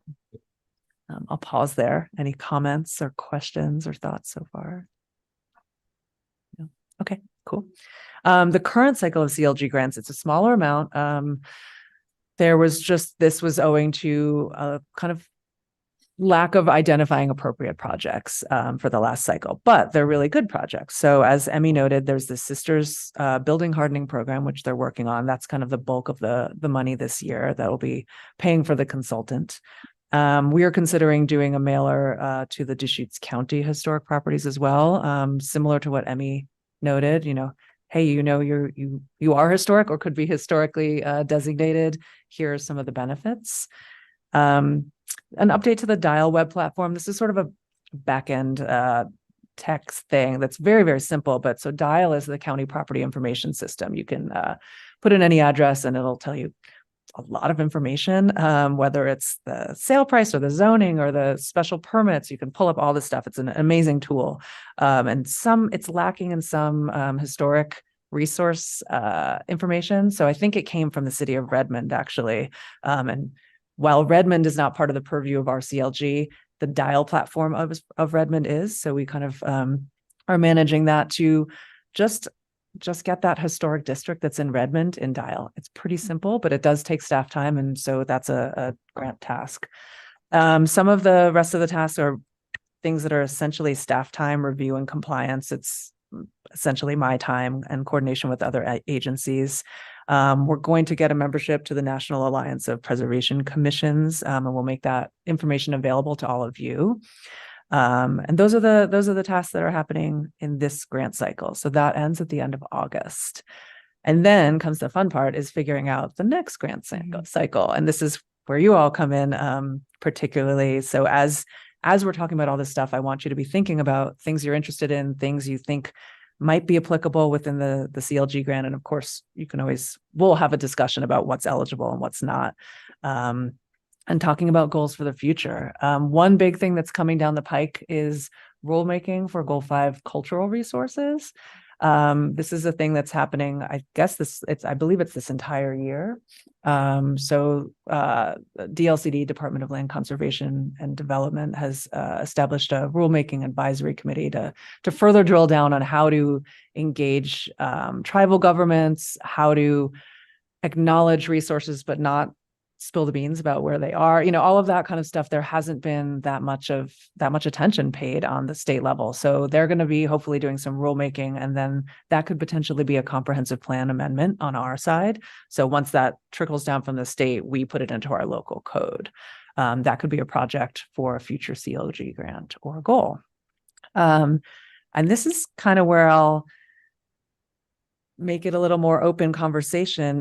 So I'll acknowledge that there is a joint meeting with the Board of County Commissioners on March 4th, and that's a great opportunity to just get to know them and get to know each other and talk about your interests and goals, and talk about what you might be interested in. I know it's early in many of your tenures, so you might not know, which is completely fine, but it's a chance, as Will noted, everything gets slotted into the work plan. So if there's something big, it needs to kind of find a place there. So having that discussion about what might you want to do, what might maybe in the future require some additional resources. This is like the very beginning of the germination of those seeds. So I guess if we could just open it up if people have thoughts or questions right now about that, or if you just want to marinate on it, we could go right to staff and commissioner comments. It's kind of an open floor. I have one question on the Sisters Building Hardening Program. Is that going to be part of the development code once everything's determined? Emmy, are you still there? I am, yes. So kind of two different efforts going on with City of Sisters around building hardening. I think we're looking this year at adopting our own building hardening building code for City of Sisters. And then in conjunction with that, looking at those special materials that comply with the Western design theme that are also fire resilient and align with that building hardening code. Sorry, I kind of forgot your question, but I think those are things that we are working on this year. Great.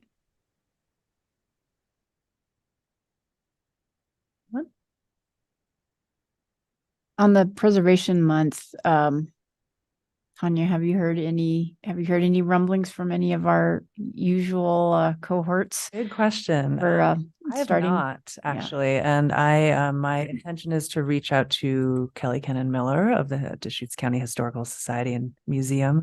Mhm. Preservation Month, for those who are not aware, is usually always in the month of May. Mhm. And the HLC used to be more involved, and then it was just sort of a confluence, the perfect storm of COVID and just different energies and different priorities. So we've taken a little bit of a back seat, but you know, the Deschutes County Historical Society often needs either help or person power or, you know, ideas, whether that's using your brain, using your strength. So we will be coordinating with them to see kind of what kind of resources we might be able to provide. And then I would provide that communication to you all, because obviously the next official meeting is in May. So they usually have some sort of kickoff event. Sometimes the HLC is part of that. So we will keep you apprised, but there haven't been any conversations to my knowledge that I've been part of. Yeah, I haven't heard much either. Last year we actually did a kind of, I guess you would call it the more fully fledged Preservation Month kickoff. And typically what we do is we center it either in a downtown area where we have a lot of good foot traffic. So it's in Bend or Redmond. And usually in Bend, it's for First Friday. And it's, you know, something centered around, you know, a downtown event or a building. Last year we did tours of the O'Kane building. And a lot of this stuff evolves organically, where it's like, oh, well, I have a connection. So it's like, well, let's see if we can talk to the owner about doing tours. And, you know, we've coordinated in the past with the Deschutes County Library and the Tower Theater, obviously the Deschutes Historical Museum, and then of course all of our other historic landmarks commissions. City of Redmond actually has been really active with their you know, just like Sisters, they have a walking tour. We've done a kickoff at City Hall, which was amazing. It's just such a stunning building, and being repurposed as it has, it's amazing. So yeah, we a lot of us, you know, just have different connections, and it's, you know, a matter of just pulling events together or things that are already planned in May. And then, you know, sometimes like the library will do some sort of like historical, like, they do like a genealogy research course or something. So, you know, even if it's something like mildly related to historic preservation, we'll pull that in. So it's like anything goes. We've had some presentations from some archaeological societies. Yeah, some of them are really interesting and informative, but typically we do start the month with some sort of kickoff event, like I mentioned. So yeah, so that's kind of what, and then, yeah, so last year we had a couple of tables, informational tables set up on the corner of Bond and Oregon Streets last year. It was rainy and windy. It wasn't a really good turnout, but you know, the museum had a table. I think the city of Redmond had a table, and then we organized tours. We did like 2 or 3 tours, which the Deschutes Historical Museum was able to run the little tours for us. So yeah, so I'm thinking we get back on track. I mean, between the pandemic, we lost a good, I feel like 3 years of momentum, 2 years especially. So yeah, I'm fine reaching out to see what Kelly Cannon Miller has. If she's got any rumblings of ideas percolating. I know it's always on their minds. So yeah, it's kind of hard to remember that we're already into February. So typically in the past, when we've had some really busy years of events, and I mean, I'm talking about things that are, you know, there's a lecture on Tuesday, and then Thursday there's a tour of Downtown Sisters, and then, you know, Friday's the kickoff, and then Saturday there's, you know, another event. So it's like some weeks you'd have 2-3 events per week, you know, each for each week of the month. So there's potential for a lot to happen. And so we do need to typically get going with sort of our key group of volunteers for it.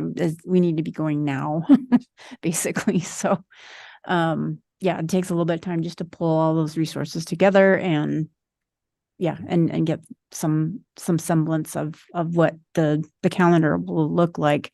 Typically, the Deschutes Historical Museum has a space right on their website with a link for that. So they have that published for us, usually sometime by mid-April at the very latest. So I'm assuming that Kelly and Vanessa and the group will have something going Yeah. for that too. They're usually, they've been functioning as kind of the clearinghouse, and then so Mhm.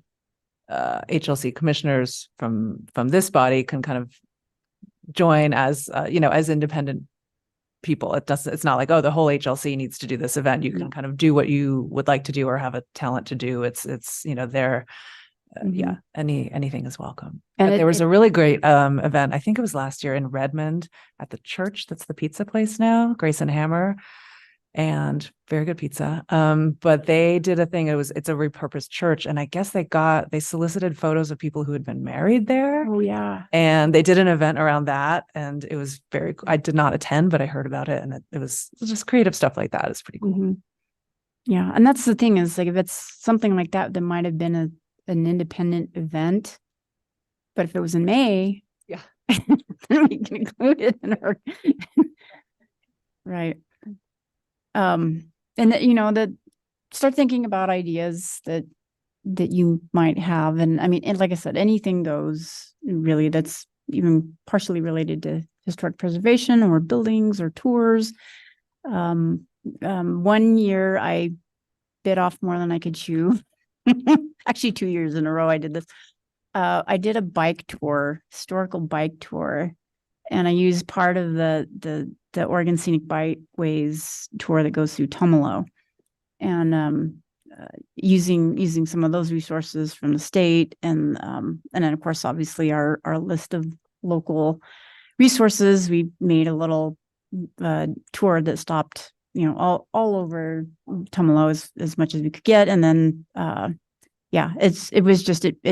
it became quite the undertaking, just putting a map together and then having like a little info sheet, and then actually leading the tour and realizing that I'm not physically strong enough to actually guide people. So the challenge we had with that one in particular too was not having like a liability waiver or anything. So that was kind of the conundrum that we had, is like, well, it's like, it's a volunteer effort. It's not associated with just one group. I think we ended up using something from the museum just because we had no other options. So that would be one logistic. If it's something kind of like a grassroots effort that we do, we should probably plan for that.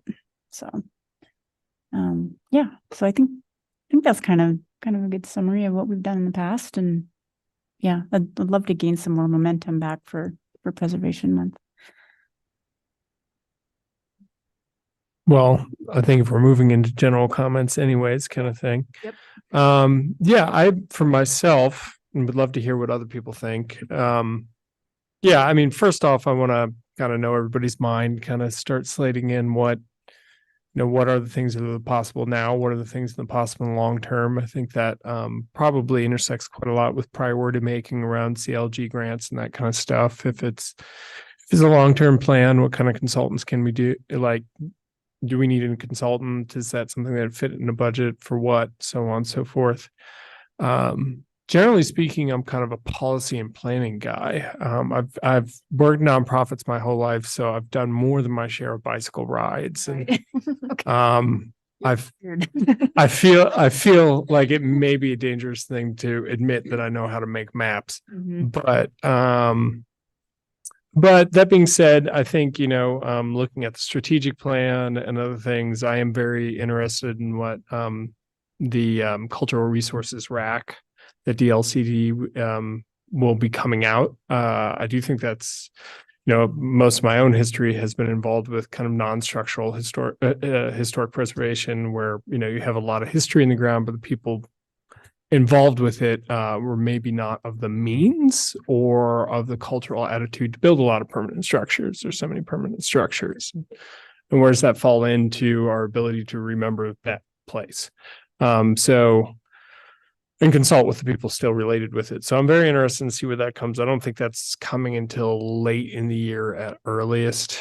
It's the last I checked in on it. But that'll be good. And I think, the other part is, and this gets to what you're talking about with recreation, the Deschutes County brand these days is very much quality of life and outdoor orientation and everything else. And so,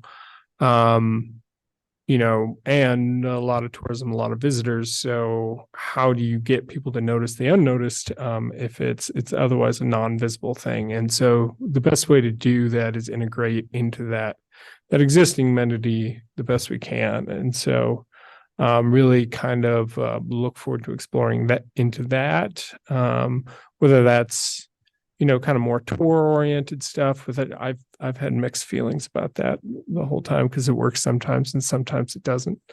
Or things like contextual landscapes, heritage corridors and historic landscapes and those kinds of things too, which can maybe integrate some of the other amenities that people are out there that maybe are not historic with the historic right next to them. So those just off the top of my head are the things that I look forward to potentially exploring, and I'll leave it be at that. Well, it's a pretty good start. I would like to kind of focus on some of the promotional elements for landmarks, and maybe something that might be along the lines of an audio tour, maybe an app, a historic landmarks app that could go on people's phones. So people, if they're in the vicinity, they might be able to somehow dial in and find out where they're at. Not only where they're at, but what they're looking at, in terms of, could be resources that, like we were just talking about, in terms of natural resources, but also maybe historic structures, maybe even the history of this particular area. I'd also be interested in knowing if there's some opportunities for some newer or additional designations. I know there's a tendency to think maybe we found it all.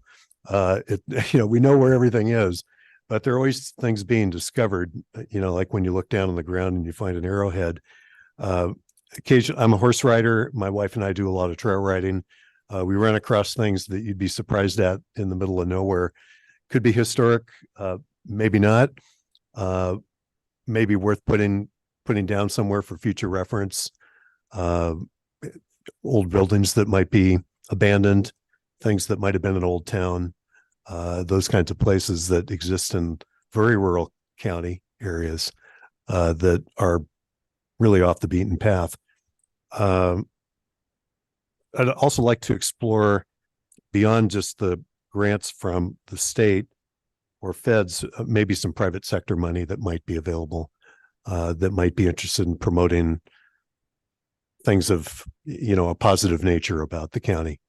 Could be a foundation, could be Oregon Community Foundation. It could be maybe a variety of sources. I'd be happy to help reach out to some of those organizations and see if there are opportunities that might match additionally beyond just staff time, but a cash match that might help get our grant a little farther. So, and even if it's not something that can be matched, obviously, with a jurisdiction like Deschutes County, I believe the Three Sisters Historical Society is, a nonprofit. Of course, the Deschutes County or Deschutes Historical Museum is a nonprofit as well. They've got their own grant writers on there as well. But there's already a few, I think, groups like that we might also be able to offer guidance towards as well.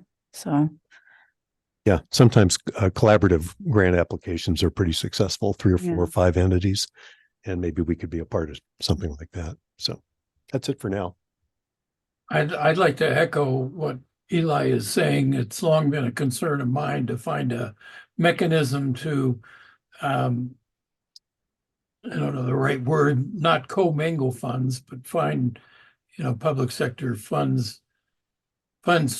sources that could extend the reach of the commission and the county.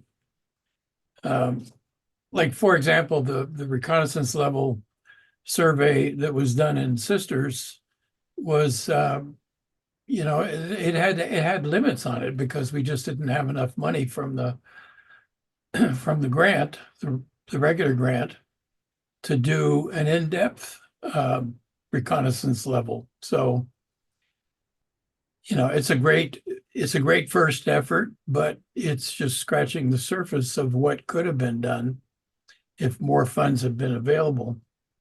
And, I think Eli hits on a really good point.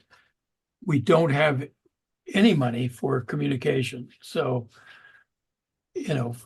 finding some public sector sources that can help with that would really extend the effectiveness of our commission, I think. So that's what I'd like to see.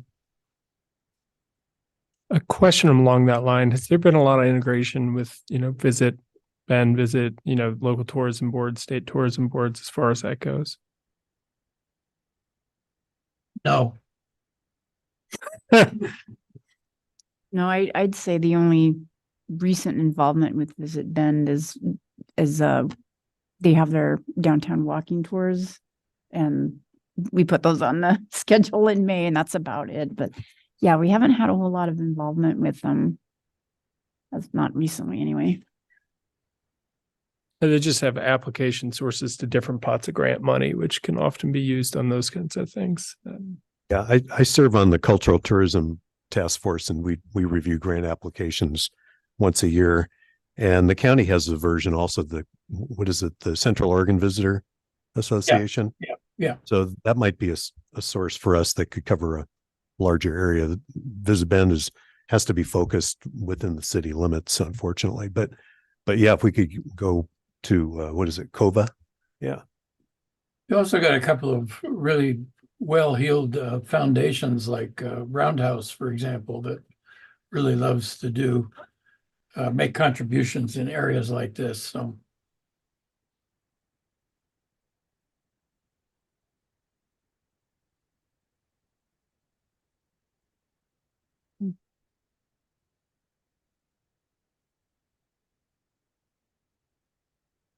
Any other comments?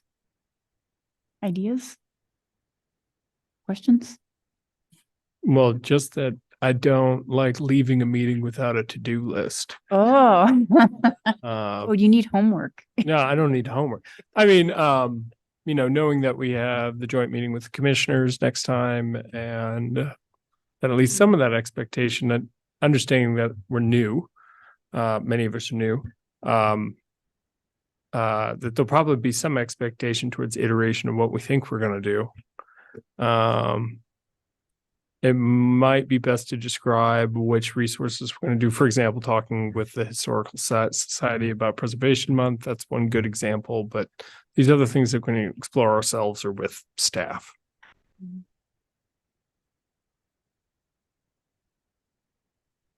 I guess related to next month's meeting with the Planning Commission, what should we expect to do? Is that kind of a roundtable discussion, or is it kind of structured? Or good question. I might call Peter up as well. But in general, we haven't had one with HLC. I think we did. We did in a while. Years ago, probably 6-7 years ago. Yeah, I mean, we do it with the Planning Commission as well, and usually it is a roundtable. We kind of set up everything down here, so you lose the pressure of being up there, and it's fairly informal. Peter, I don't know if you want to. Yeah, it is informal, and I think it's an opportunity for introductions to have you reiterate kind of your journey for what put you in a position and ultimately led to your appointments. As staff, we look to this commission to articulate what your expectations are, right? What your goals are. And Commissioner Hudson, all of you to this evening have begun to kind of brainstorm and express some vision and where you want to go. CDD's challenge currently is we're anchored to that CLG grant. Now, that doesn't mean that you have to be anchored to the CLG grant. And please know, I'm not giving you advice I'm just giving you ideas as you prepare in approximately a month. But, I think, as Will noted, the work plan is our vehicle. And I think you have the opportunity to begin to identify some of these coordination opportunities, these partnerships.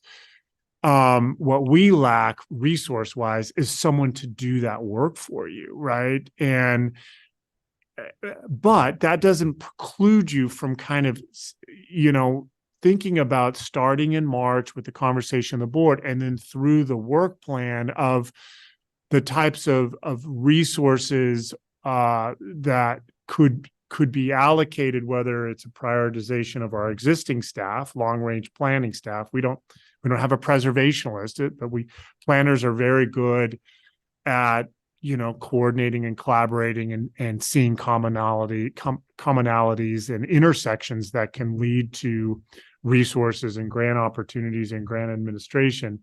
So I think it's a beginning of a conversation with the elected officials. And then, ultimately all of you get to determine how far do you want to lean on that request, knowing that, it comes down to the priorities of our department.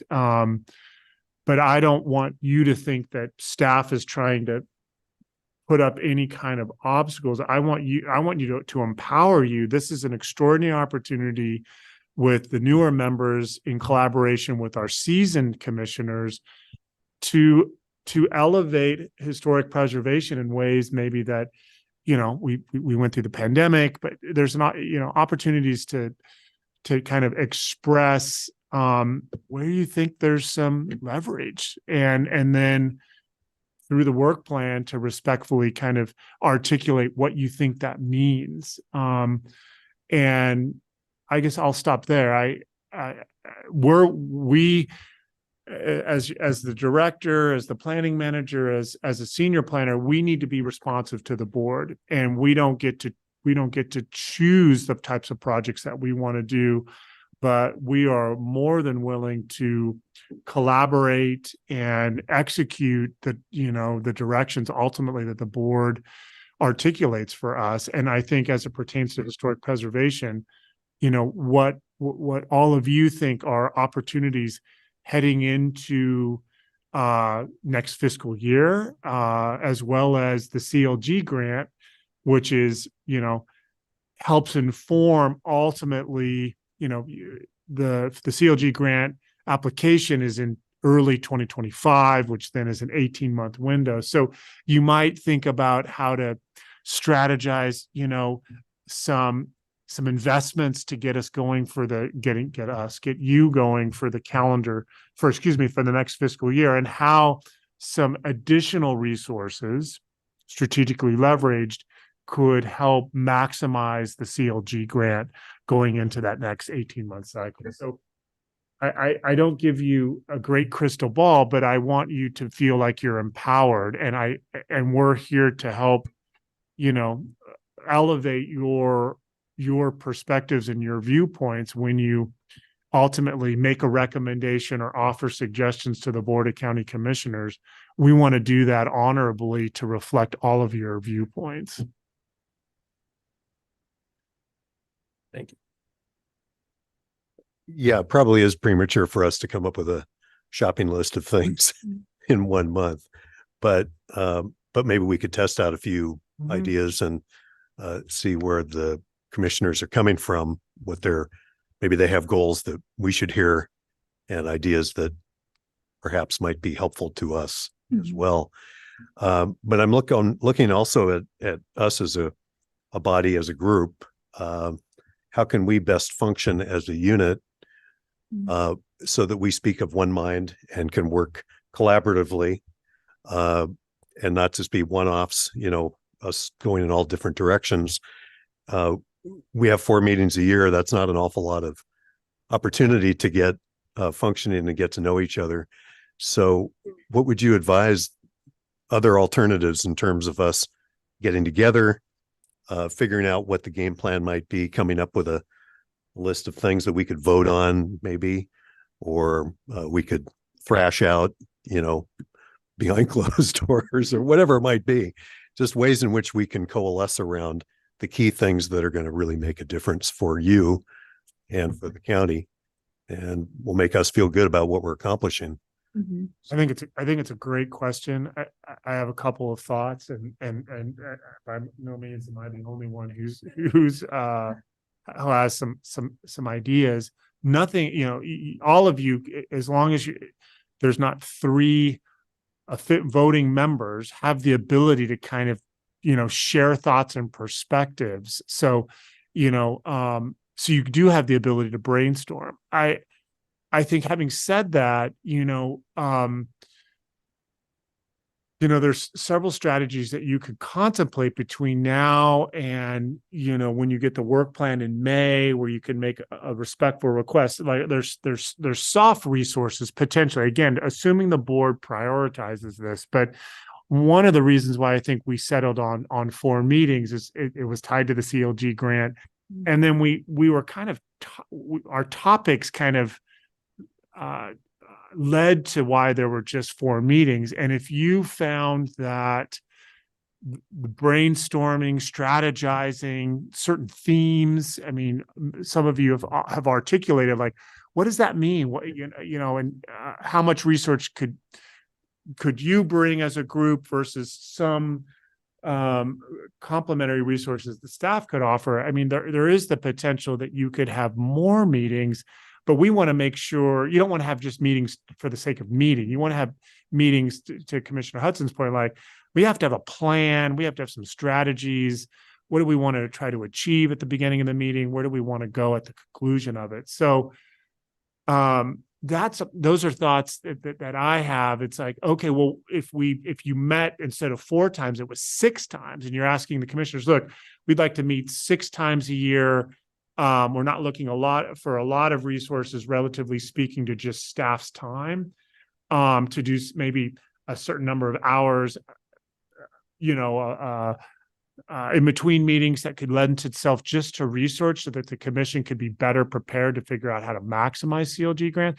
I mean, I think those are realistic recommendations, and I pivot figuratively and I cock my head, but I think for the planning manager, it's just there's a certain amount of bandwidth to the staff that he has with other projects. So I think it's just a matter of getting that direction from you to figure out those kind of soft contributions. In addition to maybe you have some ideas about hard contributions too. We would then need our obligation would then be to articulate how that aligns itself with other responsibilities so that the HLC gets the dedicated resources ultimately that you requested and that the board ultimately grants.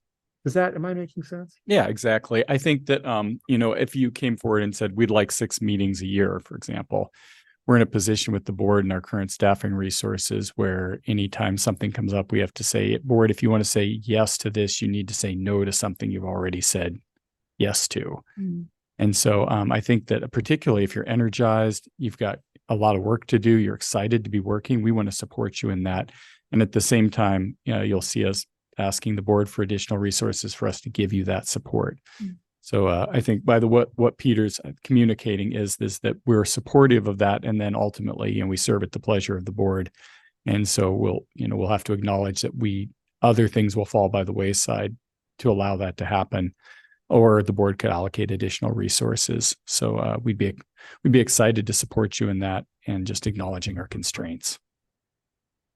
Yeah, I mean, I think that's something for us all to consider. I think if our main goal is to facilitate projects directly to the CLG, 4 may be enough.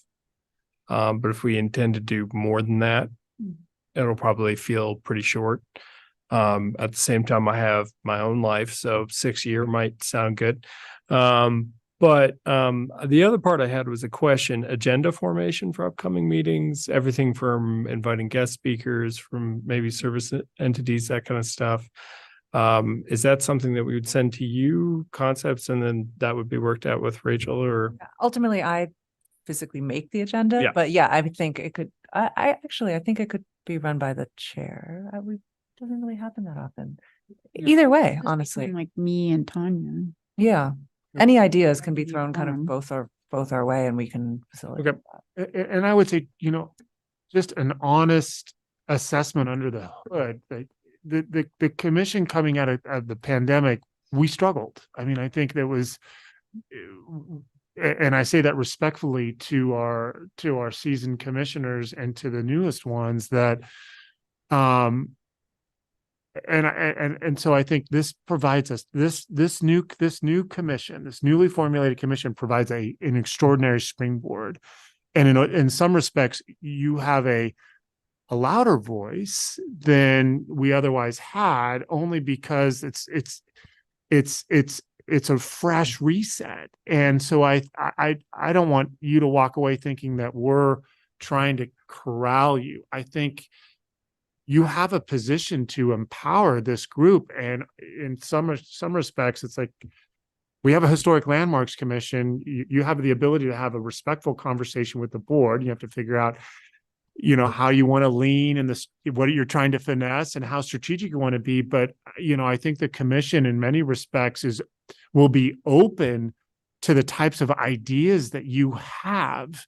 We haven't had an annual meeting with the board in some time, and we should have regular meetings going forward. But I think in some respects, you have the ability to talk about these opportunities that are out there, and then with the board's support, figuring out how to achieve some of those opportunities while also recognizing that we have finite resources and there's other responsibilities that reside within the planning division. So it's a lot to think about, but I can totally appreciate and recognize what it means to be a newly minted commission in 2024 and to have a voice and to lean appropriately in ways that the commission really wasn't able to, because of just some of the turnover we had, just some of the challenges that were coming out of the pandemic. We're relying on virtual meetings, and so we are open to all of that, and whatever we can do to assist you to empower. And I look at our senior members of the commission for their thoughts too, because I think it's an exciting opportunity in many respects. And if I can make one other observation, and Tanya pointed out, and we had Emmy's presentation today, the city is, it's been a while since this HLC serves the Sisters community. And I'm not trying to speak for Sisters staff, and I would have Emmy and Scott Woodford and Matt Martin, their team, determine the best ways of engaging.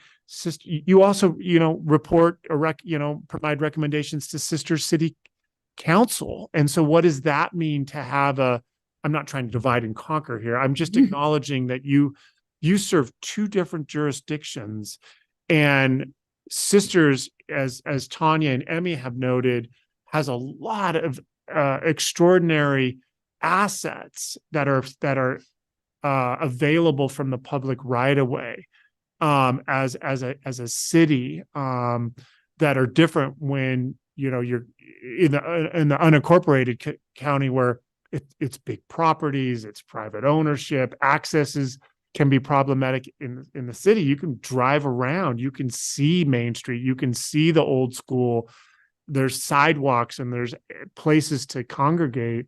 So I think as you strategize, and we can bring in the City of Sisters team, and in no way am I trying to put, they need to have a conversation with you, just like we are, about what it means to empower the HLC, because I just want to echo that you have a voice there as well. And that shouldn't be, minimized. Let me address some of your questions. This commission has had meetings where we went out on a field trip. We did that once a year, and they were well, I speak for myself, it was my favorite one. We had meetings once a year in Sisters City Hall. And we walked down the road to see the Sisters Hotel with the new owners. So we have the ability to do that. We went up to Forest Service cabins up at Helena Lake. Those are on the National Register. And so that's within our purview. So we have that opportunity to see the cultural resources within the county that this group is supposed to be overseeing. We have always been, as long as I've been on this, very flexible about scheduling those. Yeah, exactly. And I mean, that would be typically when we do those tours, and it has been a while. Yes. Probably 2019 was the last one. It's usually a special meeting sometime in the summer is usually when we do like those. early fall. Mhm. And we've also had people come in and speak to some folks came in and talked about Peterson Rock Garden several years ago. We've had COID in talking about when they demolished the Klein Falls power plant. So yeah, we've had them come in and update. So you have that opportunity to do any of that. We've also talked about doing some get-togethers with the other commissions too, with Redmond and Redmond. yeah. I have a question for Actually Peter. put one together, but I have a But you, question. Dennis? I have a question for Peter. You know, in terms of official duties on the 4 meetings per year, the commission has always been responding to an agenda, as opposed to having a work session meeting where we get together and think about other contributions the commission could make.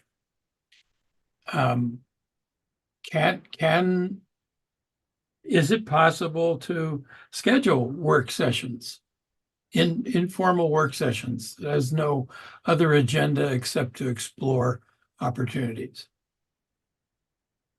I think Commissioner Spindling, I would say the answer is yes. I would characterize those almost like a retreat. You know, and so certainly the commission could, you know, and we could work, you know, with everyone's schedule to, you know, if it was one of the 4 meetings or all of a sudden you wanted to add +1, +2, +3, a retreat that would, you know, in coordination with the chair and staff could at least have some topics to kind of mobilize your colleagues on the dais to brainstorm, to bring information, of course. I mean, it's still a public meeting. You'd still want to, you know, provide an agenda as general as that might be. If it was like to Commissioner Hording Jones' comment, you know, when we were in Sisters and we had a meeting at Sisters City Hall and then there was a walking tour, we noticed that or acknowledged that at an approximate time where we might be walking down the street to look at a particular building. So as long as the public is aware of what the commission is doing and what they're generally talking about, all of that is perfectly acceptable. And we are receptive to those interests now and in the future. So yeah, in no way is staff trying to dictate we shall now meet in this specific. We are open to ideas just like what you've articulated, Dennis. Thank you.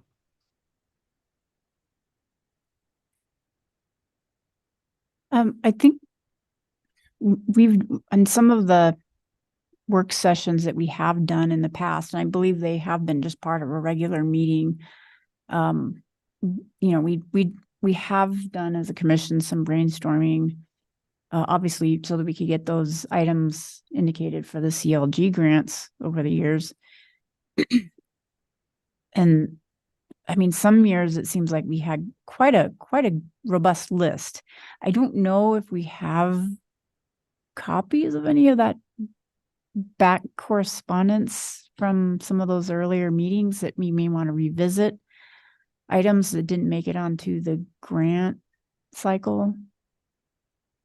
I might go through some of my Yeah, I mean, we handwritten certainly notes, have- but If things were up for discussion in an agenda, we would certainly have those and yeah, save all of my course. yeah.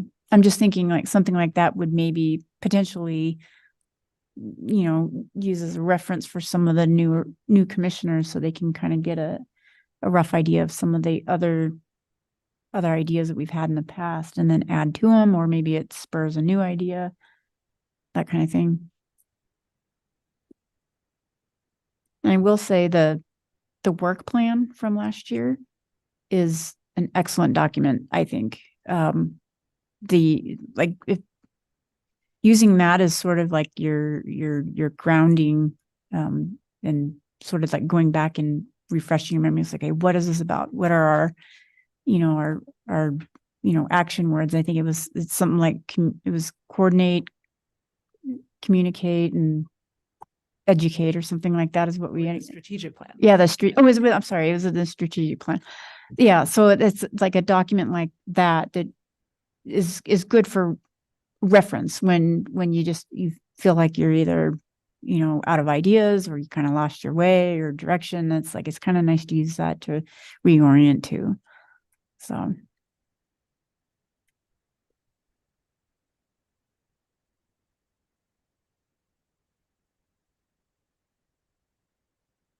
Any other ideas, comments?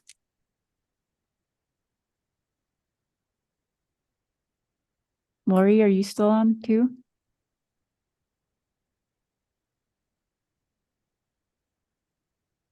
All right. I think we're probably in good shape then to wrap up. Yeah. Any more staff comments? We should have an answer in the next couple of days. I have a communication to the board to understand if we'll be doing dinner for your prior to the meeting with the board the first Monday in March. So we'll confirm that, and then we'll get a head count. We understand, your schedules may vary, but I think that's a possibility. So just want to put that on your radar.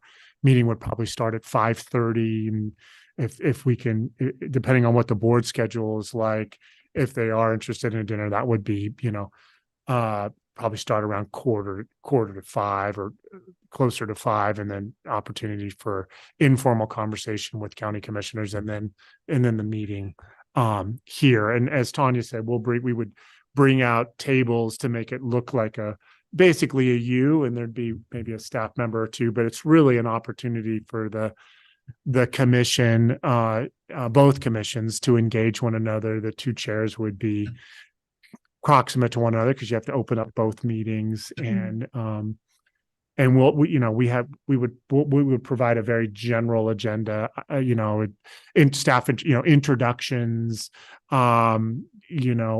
opportunities for further coordination with the board. So you really have the ability, during those kind of general agenda items to just bring forth some ideas. The timing is excellent because the work plan we will release a draft work plan in late February, early March. The Planning Commission will go through their process in the month of March, and then make a recommendation in April. And then we'll be coming back to you, as Will noted, the first meeting in May. So the ability to have a conversation with the board, to plant some seeds, to share some ideas, to get them thinking about how they can further support your interests and investments and opportunities. We ultimately, you have the ability to, lean pretty significantly, some big ask, some medium ask, where the Goldilocks might be, but you get to serve up the porridge, if I could use that metaphor. Ultimately, the board gets to decide, but I think giving them some ranges of what you might be interested in, understanding kind of what the staff resources are, and then, Will would carry that to the board. They have a hearing, And ultimately they perfect the work plan, and it's always, it can change over the course of a year as resource priorities change. But again, I want to empower all of you to think about how you want to engage them strategically. And I think honestly, they look to this commission to think about historic and cultural resources. As you can imagine, as elected officials, they're spread all over the map as they receive input and direction and provide policy direction for up to 21 departments. So you get it's nice to be able to have a solid hour plus, maybe 90 minutes of devoted attention to your viewpoints and perspectives.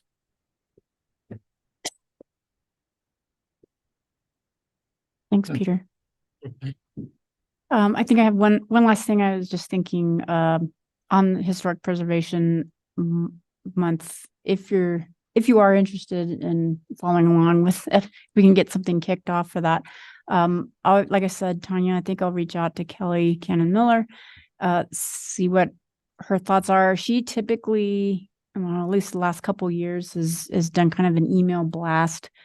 Obviously, she's not going to have a lot of the new commissioner contact information, but once we have that for her, I know she can include you on some sort of, like, usually we'll do some sort of coordination meetings, or at least some brainstorming type things, or it could be just via email, and that's just like with her facilitating.